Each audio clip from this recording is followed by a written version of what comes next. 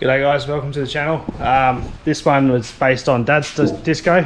Started off with just a torque converter. Lots happened. We've done the sump reseal in the car, obviously both parts of the sump, which we had to pull the diff out for. Dad's done lower control arm bushes. I've had a haircut, and we've done the engine oil as well. So we'll take you back to the beginning. There's a few swear words involved, but we're on the downward now, isn't it? We're on the downward spiral now, so still going to knock it off another day because we're finished, aren't we, Dad? I am. I can carry on, of course. Yeah, the old boy reckons. Is it? A bit more standard than you, blokes. That's what happens when you work slow. Morning all. We have a Land Rover job on today, so I know that my Land Rover videos have been, you know, skimping for a while, but my car's actually been in a reliable state. So what's bad for you is good for me. However, this is my dad's Land Rover. This is a 2009 Discovery 3 2.7. We're getting the infamous 2000 RPM torque converter shutter. So today we'll be removing the transmission, getting the torque converter out, and getting it ready for Dad to take up to Canning Vale tomorrow for a rebuild on the torque converter. We'll also be doing the mechatronic sleeves and the main fluid seal in between, as well as the speedy sleeve, or the mechatronics harness sleeve, which goes into the back of the gearbox. So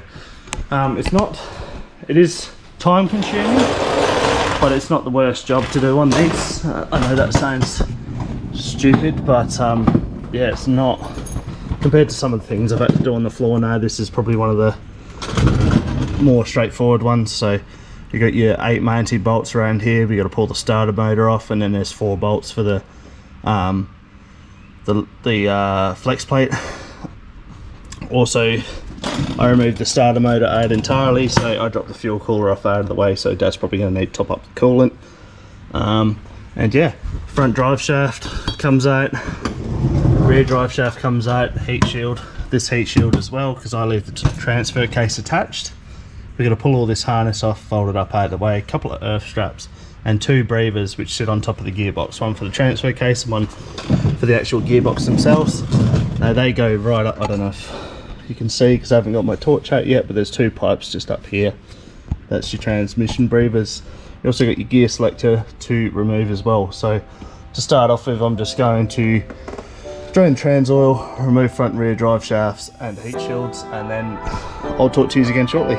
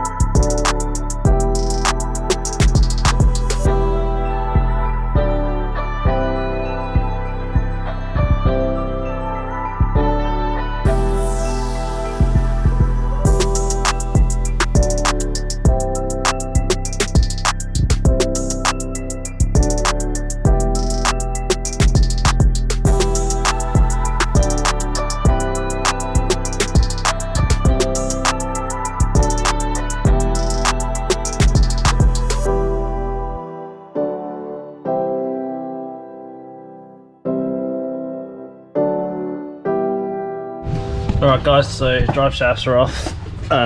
Your rear drive shaft bolts are an E14 Torx bit. Front one's the transfer case are an E12 Torx bit, and both front and back of the front drive shaft are E10 Torx bits. And then you've just got your center support here, which are 17, I think. I can't remember now. The only thing was with the drive shaft, I've had this on mine as well, you can't get the drive shaft out unless you drop the cross member down. Don't know if there's another little sneaky trick to it, but it's not that hard to get this off anyway. So I normally just leave one bolt in on this side, pull the other three and this, and support the transfer case. This will fall down, gives you enough room to get all the drive shaft out, and then I just put it back in because I want this gearbox supported right up until the last minute.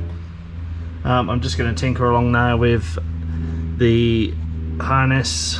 Actually no, I'm going to skip to the starter motor. I'll start pulling the starter motor out and the fuel cooler, so that I can just pull the starter motor all the way to the floor. So alright, so I'm just going to focus on getting this fuel cooler out of the way. It's actually only held in by that one bolt which is on the other side, and then two locating rubbers at the bottom of this fuel cooler here. Two of these lines are for fuel, the other two are for coolant. So if you want to minimise the amount of coolant that you lose while you do this, then close off this hose here, and this hose here you need to crimp off as well with a set of hose clamps, and then that should minimise the amount of coolant that you lose during this process. Obviously you will need to top some up. Your diesel will just stop eventually, so I normally just put a bag, in my case a poop bag for the dogs, so I just tie one of them around it to catch the fuel for now, and dust buggy. And yeah, so we'll get into that.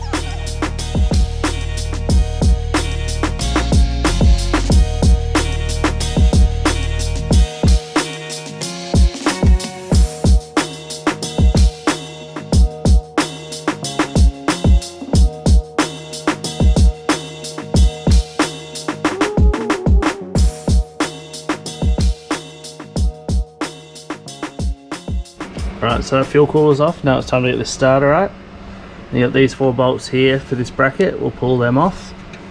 You've got the main positive terminal, and behind this big thick cable here is actually a small relay wire as well. That's the hard one to get to. It gets real tight.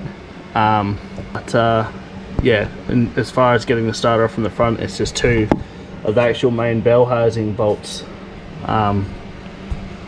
for holding the trans in anyway, so we're already pulling 2 of those out, but they're 2 10mm. I'm going to start with this bracket and the cables. Just a real important thing to note is if you don't have your battery disconnected yet, make sure you disconnect it now, because obviously you're playing with live power otherwise directly from your battery, so disconnect your terminals. Alright.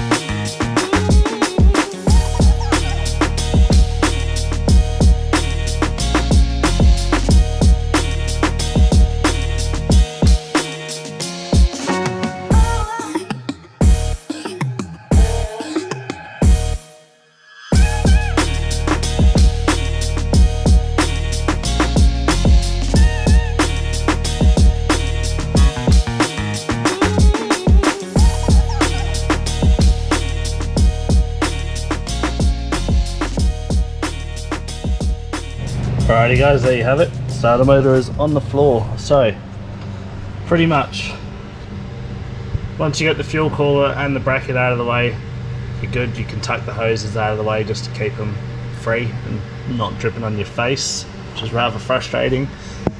You got 2 13mm bolts coming from the rear of the bell housing forward, which hold the starter in place. I start with those. So I pull those 2 bolts out, and then the starter gives you a little bit of wiggle room, but it's still quite tight because of the main battery cable. But with those 2 bolts loose, you can then rotate the starter enough to then get an extension in with a 14mm socket through here. So I then feed the extension through here to get it onto that positive terminal on the starter, and using my little 3/8 ratchet to crack it off. Once you have the main battery cable to the starter off, you've then got enough length in your relay cable, this guy here, which is a 10mm nut, to bring the starter out and down and rest it on this cross member. Obviously every car will be different, so make sure before you start pulling the starter down to there that the cable will reach, but I knew straight away that this one would because I could see the slack in the line. You then just pull that off, and then that's your starter out. Alright, so now the starter's out, it exposes this cover up top, a little plastic cover. Don't know if I'm going to be able to show you. So you pop that cover out, and that's how you work out where your flex plate bolts are, and that's where you unbolt them from. So there's four flex plate bolts going on this. Alright, so to rotate this engine to line up the flex plate bolts, I'll be going off the harmonic balancer just there, and rotating it in the clockwise direction.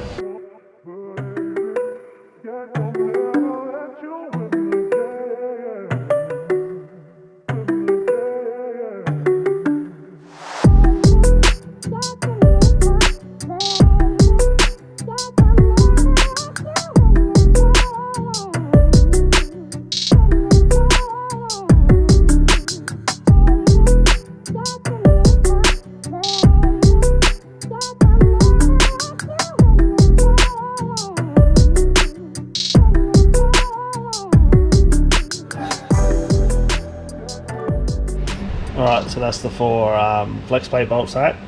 They're a 13mm head, and they are quite annoying. You've got to make sure you hold it as you pull the bolt out, otherwise it falls in between the flex plate and the back of the engine, and then you've got to scoop it out, which is a bit frustrating. So just make sure you hook your finger on before you try and pull the bolt out. Alright, so still a few things now those flex plate bolts are removed that we need to do. Got to do the harness still. Got your turbo supporting bracket, which is this guy here. We've also got the exhaust crossover bracket, which is one on the left side, one on the right. They're all 10mm bolts, 3 of them each side. And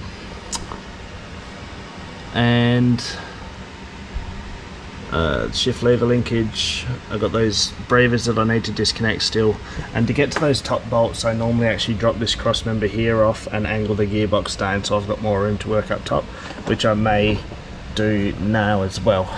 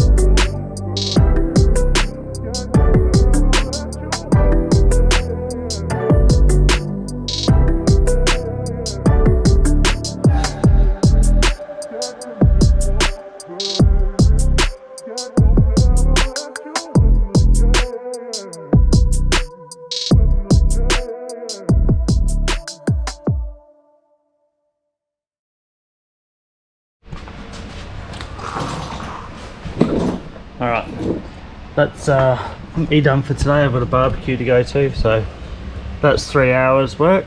Probably another hour and a half I should have this on the floor.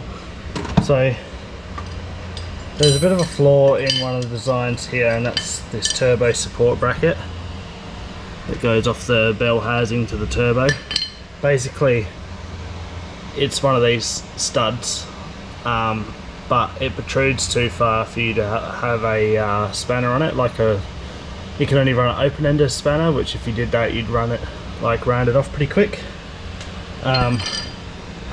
So my way of getting past that is by undoing the downpipe bolts to slide the downpipe back 10mm so that I can pull it out. I'm going to hit that up just to get a new gasket so that we don't have to worry about any exhaust leaks later on down the track. You're normally pretty safe with steel gaskets, unless they blow out, you normally don't really have too many issues with them, but better to be safe than sorry. So that's got both exhaust crossover brackets are off, left and right hand side, so that's 3 bolts, 10mm heads, and then the turbo support bracket, the 2 that bolt there are 10mm, but then the actual stud and nut are 13mm. If you go down the route of doing the downpipe like I did, that's a 15mm nut as well. Now a lot of the time the studs come with the nut, which is a bit annoying, but is what it is. So I'll see you in the morning. The old boy's going to come around tomorrow as well. He wants to give me a hand getting the trans on the floor. So yeah, obviously, as you guys know, Dad's a diesel mechanic as well, and he's more than capable of doing this job, but offered my services because he's 60 now and gets a bit hard wearing on the body, as well as Mum's just had back surgery, so he needs to be at home taking care of her. So see you in the morning. Morning guys, back again. Just going to be doing all of the bell housing bolts now and the transcooler line, and I'll just leave one in each side, just so that supports the weight of the trans for now. And then I'll end up switching this jack out for the trans jack, and I'm hoping that I can get this high enough, otherwise I'm going to have to lower the car down.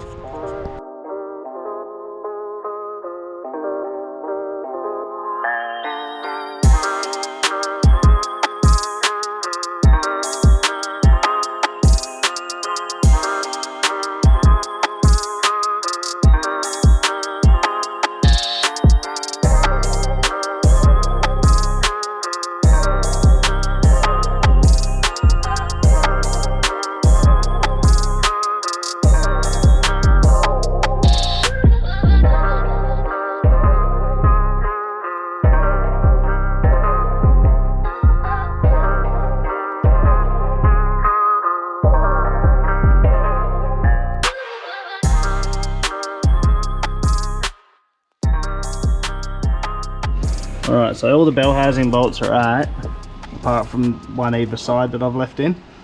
The main trouble with these is you've got to remove this bracket which sits on top of the bell housing. So it's 2 10mm bolts. So you get all of the bell housing bolts out across the top. It gives you a little bit more room, and then you just reach up and give it a bear hug and you can actually get these out. But I sort of use long extension and come from up top down the side, but you have to remove them, otherwise she no come out. And you've got these 2 steel pipes up there, that's your transfer case and transmission breathers. So there's a rubber joiner further back along the top of this box for both of them, and you can leave the pipes up there. Otherwise, if you want the pipes to come with the box, then there's a P-clamp all the way up the top underneath the crossover pipe, which is an absolute bitch to get to, so I don't recommend that. Just going to remove the selector now, but I'm going to paint pen where it went, and obviously this is left in neutral, so we're not going to have any issues with alignment afterwards, and then start focusing on the harness.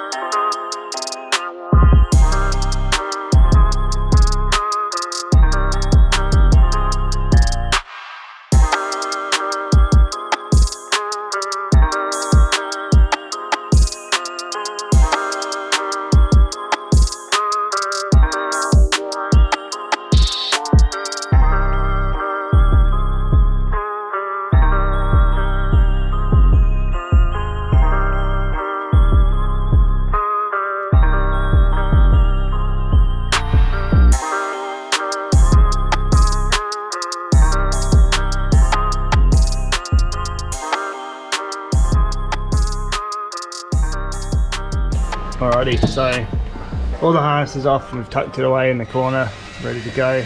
Transcore lines are now pulled off. And I've just undone a clip further up the engine, just so I can flex it out of the way because it is quite tight on the bell housing. Dad's under there doing a 5-minute job, which has turned into a 2-hour job. 2-hour job. Typical Land Rover spec. I'm just actually rethreading the compressor mate. He's just drilled and tapped and helicoiled the compressor like a boss. Yeah, so this is basically ready to go now. All I'm going to do is quickly just put a lever bar up in here and just make sure the torque converter is properly sat onto the trans rather than the engine, or as best as it can be. And then I think we're going to have to, well, we already come to the conclusion, didn't we, Dad, that we're going to have to lower the car down on the air suspension. Yeah. Obviously doing that on these ramps is a bit sketchy, so I'll put the jack under. I can't use the jack. I'll have to put an Atlas strap under the gearbox, then jack up under here so that the ramps can spread out, because obviously when you lower your suspension your wheels will push out further. Alright, so we just put the battery back on. I didn't support any weight on the front yet and it's pushed the stand out anyway, but just bear in mind when you put your battery lead back on, it's going to try and self-level. So yeah, wasn't ideal. Alright, so the trans is just about ready to be pulled out. Just take that up a bit. We've just got two mounting bolts left before it's actually free of the engine entirely. So the main thing when we're pulling this off is obviously to keep the box angled slightly downwards so the torque converter stays in the trans rather than getting hung up on the engine. And your trans cooler lines are actually quite tight, so when we're pulling this box we've just got to keep an eye on these lines. They get caught up on the bell housing a fair bit, so yeah.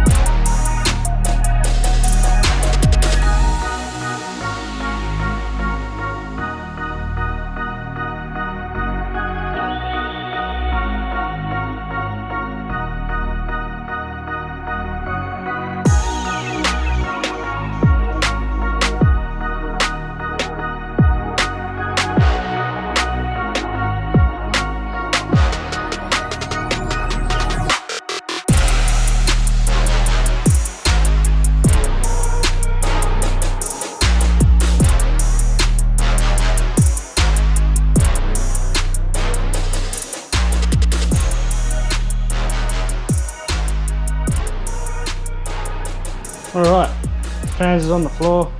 I don't know if it shows it too much in the time lapse, but we had dramas with the trans actually sliding off of the trans jack a bit, so it ended up being very transfer case heavy. We've got our balance point now, so we know where to put it for next time. But yeah, when I pulled this out with my mate Adrian, we didn't have a trans jack, so we used a come along and a ratchet strap. So this is the first time actually using the proper tooling. Old boy got dirty. Surprised you can see out of your safeties, your glasses, eh? They're pretty dirty. Yeah, so there's a few other jobs that are going to be going on this. We've got to separate the top stage of the sump because that's leaking. So the bottom, the steel part, the steel pan, that comes off easy, but the actual bottom half of it, I'm not sure if I can get away with just doing the right CV and the axle tube to get to the whole sump, or if we have to just pull the whole front diff. But yeah, we're going to reseal that while this box is out, because half of the work's already done. You gotta, you know, get all that crap and a turbo bracket. It's just super easy to get to it all. We're going to do the sump. Dad's doing his air compressor stuff, which I'm not recording, but he put some helicoils in because all the bolts and stuff have come loose, so, and pulled the threads. So he sorted all that out. And then we got lower control arm bushes and that are eventually going to go in. We'll probably do all that beforehand as well. Dad's going to take this up to Canning Vale or wherever it is, Myrie, and get that stripped down and rebuilt, and then it'll be like a new car. But the oil that's coming out of this, modifying the vent on the AGM compressor. yeah, just said that. Well, you can't even see the oil anymore. The oil that come out of this was jet black because we got a Land Rover neglector over here. Should be ashamed of yourself. He didn't neglect it. I leave that to me, boy, from now on. You didn't neglect it, did you? It was just the bank account. Alright. That'll be it for this part anyway, and then we'll do the install and stuff another time.